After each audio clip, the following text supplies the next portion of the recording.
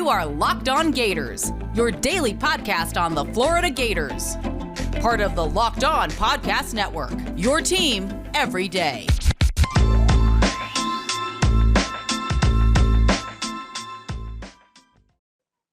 Hello and welcome to another episode of Locked On Gators, part of the Locked On Podcast Network, your team every day. Happy Friday. I am Brandon Olson. You can find me on Twitter at WNS_Brandon. I'm also the founder of Whole9Sports.com, where you can find all of my written work.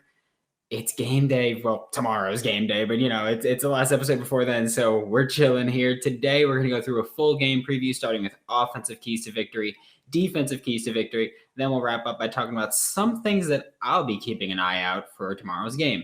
Before we get started, just a quick reminder to follow Locked On Gators wherever you listen to podcasts so that you never miss an episode. And please do subscribe to Locked On Gators on YouTube. We're having fun. And next week, we're going to break down some plays from tomorrow's game. So, you're going to miss out. I'm going to be working the whiteboard again. You're just going to completely miss out on what's going on. The NFL season's about to begin, and nobody covers it like the Locked On Podcast Network. August 30th through September 8th, it's Locked On's Ultimate Season Preview, and they're taking you through every team and every division with the help of Odyssey's Ross Tucker and Jason LaCanfora. Follow the Ultimate Season Preview 2021 feed on the Odyssey app or wherever you get your podcasts, because you're already late. Might as well. And now we're getting into game time. I'm pumped. I'm so excited. And I honestly don't think I've ever been this excited for a Gators game, any Gators season opener, because this is my first one where I'm actually covering the team, just the team. I get to just focus on what the Gators are doing, and I cannot wait. And I'm so excited to share it with you guys. Thanks for riding so far. And also, just a peek behind the curtain, at the time of recording this, it's the middle of the day, Thursday, already at the biggest week we've had since I took over Locked On Gators in April. So thanks, and we're going to get a lot better, I promise you. It's only up from here. First key to victory for the Gators, take what the defense gives you. Florida Atlantic's defensive coordinator, Mike Stoops, he's coached at Oklahoma before. He's a well-known guy, kind of. He's made it a point throughout his career for his defense to focus on not giving up the big play. They play a lot of cover 3. They play a lot of cover 4. So their big idea is don't give up the big play, kind of a bend, don't break kind of style. But here's the thing, that doesn't mean don't challenge them vertically. We have athletes, and generally we have better players at every receiver spot than they have corners. So I have no problem with this offense challenging the defense vertically, because you've still got to have that threat. But at the same time, if they're going to give you slants and screens and hitches and all that stuff, take it. Just take the play and get out there. That's it. It's pretty much just get the ball in the hands of the receivers, because they're probably going to be open underneath. Challenge them with some smash concepts, which if you don't know, smash is the outside receiver runs a little hitch and the inside receiver runs a corner over that. So that's what smash is. And that's how I want to challenge them. I want to run smash. I want to run any concept we can that causes some confusion in that secondary, especially if they're in cover 3 or cover 4, like Mike Stoops has often done. Next, second key to victory is to run the ball. And I realize that is oversimplifying it, but Florida Atlantic, they run a scheme where they have 3 down linemen and a stand-up pass rusher, so your stereotypical 3-4. That's what Mike Stoops has done, so assuming he's going to continue to do that. 2 of those players are inexperienced because we have a sophomore and a true freshman nose tackle. So challenge them up front. Get physical with them. Welcome to the college game, because our O-line, while they might not be the most talented offensive line in college football, they are better than these defensive linemen are. They are more experienced than these defensive linemen are. Get in their face and get them moving. And we need to run the ball to really, in one of the ways, challenge this defensive secondary to step up and play up more so that we can challenge them vertically. We need to cause some kind of confusion, rip them apart. That's what it is. Run the ball and make this secondary try to step up, make these linebackers play up a little bit more and try to just stop us, and then challenge them vertically and make them go back to that cover 3, cover 4 that they like to run. Cause confusion, cause havoc. That is the name of the game. Third key to victory, and possibly the biggest, is to protect Emory Jones. Last year, Florida Atlantic had a very good pass rush. They led Conference USA in sacks, so they are not pushovers up front. I'm not saying that at all. And we've got a pretty new offensive line. Things have changed a lot up front for the Florida Gators. So you've still got to protect Emory Jones. And Emory Jones, like we know, he can move. He can get out in space. He can make some plays and he can get out there. But you still need to control it. And we got to see, how is he going to handle pressure if it gets in? Because we don't know what Emory Jones is going to look like with a larger sample size than what we've seen. And I know I'm one of his biggest supporters, fans, whatever you want to call it. But when it comes down to it, he's still a relatively inexperienced live game starter. He's never started a game before. He's never played as many snaps as he's going to this weekend. So, this pass rush, they're going to get in at some point. That's a fact. You've never seen a game or you've very rarely seen a game where a pass rush doesn't even get close to coming out. I'm not going to say they're going to sack him because he's a very mobile quarterback. He's agile. He can extend plays. But they're probably going to get in his face at least a couple of times, and we need to see how he's going to react to that. But ultimately, protect him, because we do want to challenge vertically, and I am sure that throughout the season, these Gators are going to challenge defenses vertically. If you cannot protect your quarterback against Florida Atlantic, which, again, not taking anything from them, they've got a good pass rush, but they're nothing compared to what we're going to see with Alabama and Georgia and LSU and schools like that. So protect Emory Jones and be able to challenge defenses vertically. And those are the keys to the game. Again, take what the defense gives you is one of the biggest things, because, again, this defense, they're going to give you underneath. They're going to do that for you. Run the ball, challenge them, challenge this defensive front. Protect Emory Jones. Those are the three biggest keys to victory. If we do all those things, there is zero doubt that we will win this game.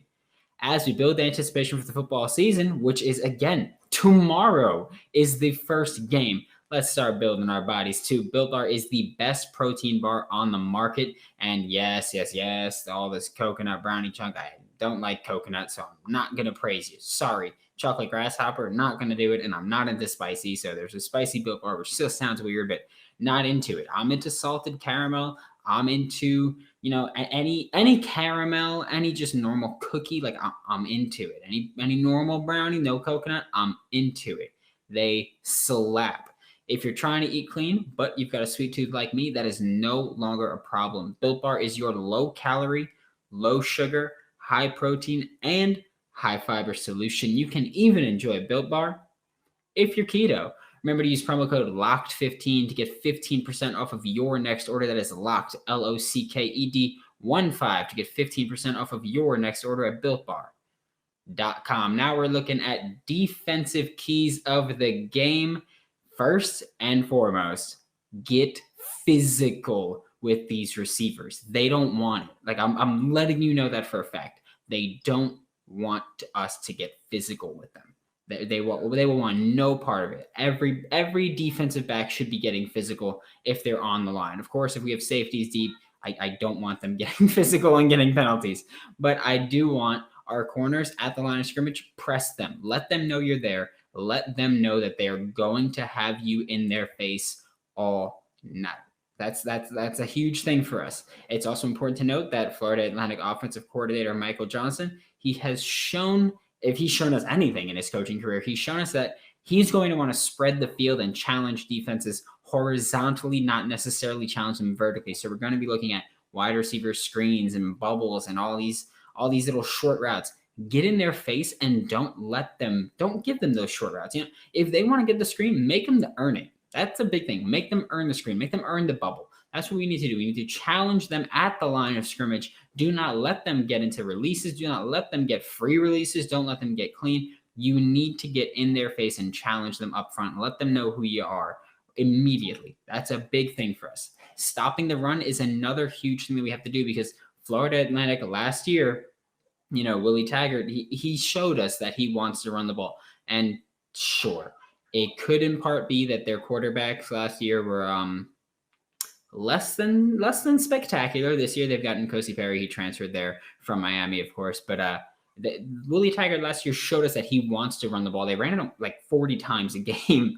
So they want to run the ball. They'll need to find success on the ground if they want to challenge the Gators in any way, because if they can't find success on the ground, they are not going to find success in the air, because that's such a huge part of football. Like, I realize the establish the run thing is it's relatively outdated, of course, but if you want to run the ball, that opens up so much for your passing attack.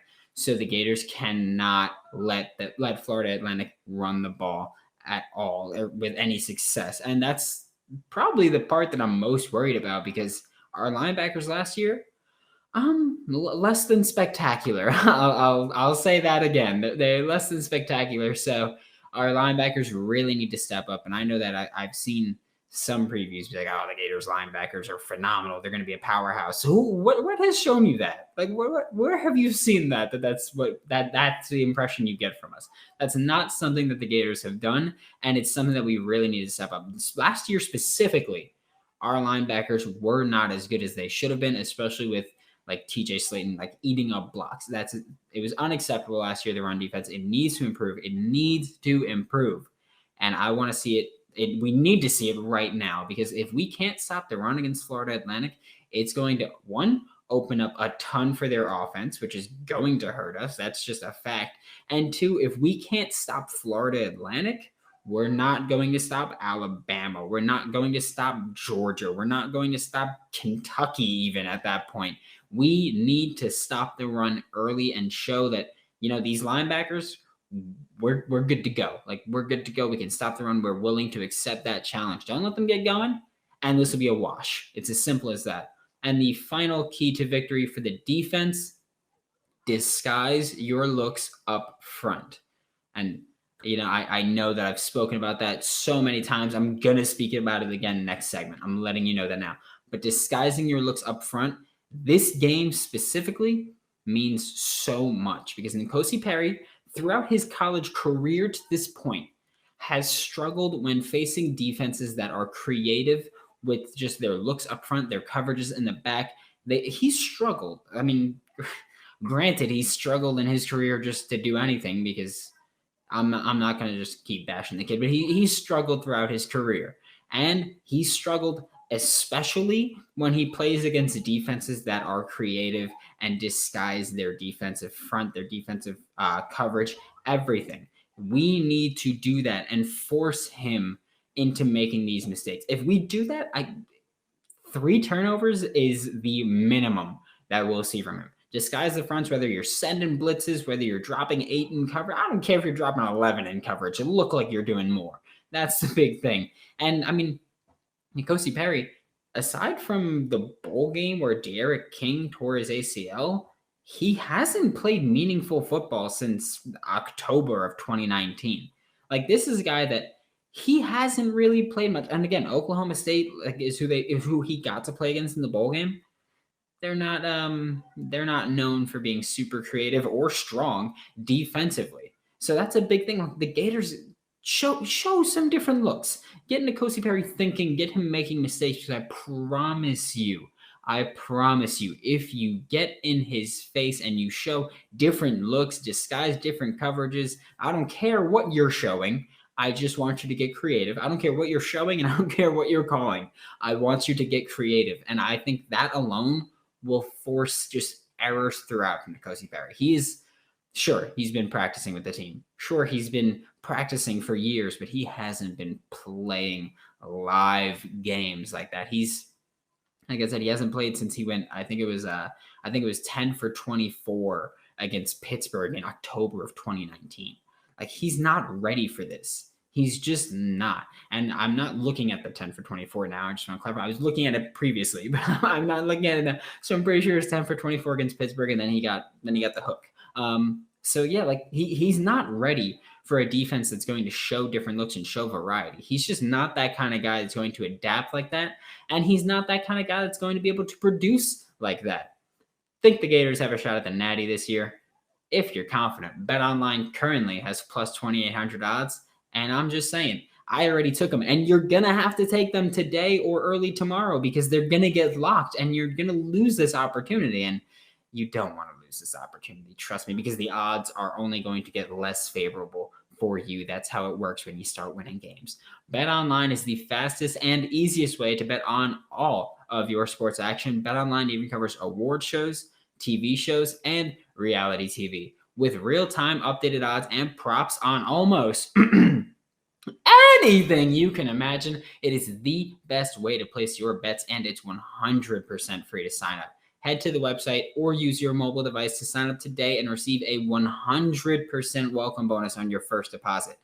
BetOnline, your online sportsbook experts. Make sure to use promo code LOCKEDON, that is LOCKED, no space, ON, for your 100% welcome bonus on your first deposit.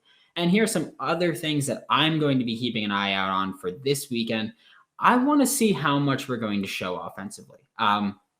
This is something that, the other day when I was going through Dan Mullen's press conference notes, he said that the playbook is going to be fully open for Emory Jones. And I don't doubt that the playbook will be available in the sense that we know these plays, and if needed, we can break them out.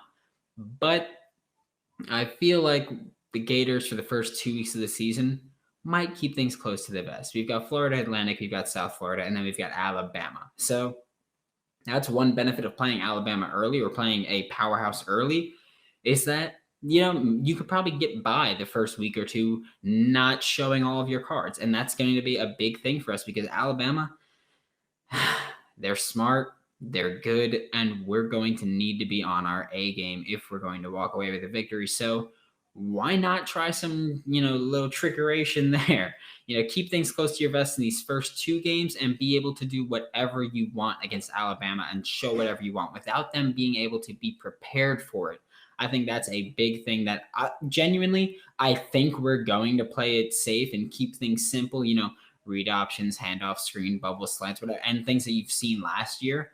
But I think when we really see things open up is week 3. I think that's when we'll be taking just bomb plays. I think that's going to be a big focus there.